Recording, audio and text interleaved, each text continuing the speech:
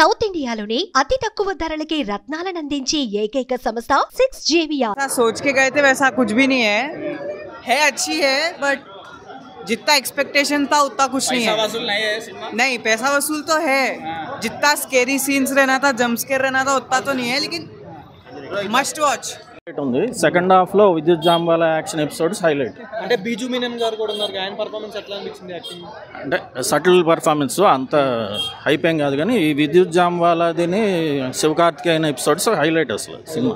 మళ్ళీ మురుగదాస్ బ్యాక్ అన్నట్టే ఉంది।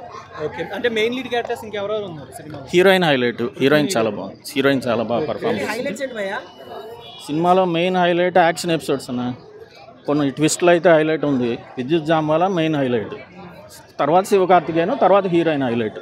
మురుగదాస్ కొంతవరకు బ్యాక్ అని చెప్పొచ్చు కానీ కొంచెం ల్యాగ్ ఉంది, సెకండ్ హాఫ్ భయంకరమైన ల్యాగ్ ఉంది।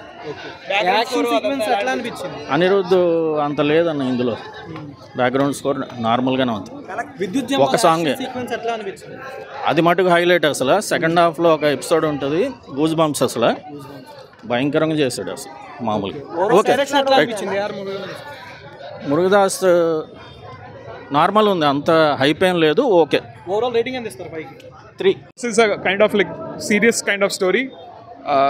Actions, Vidya Jamal's entry and BGM is the main plus for this movie.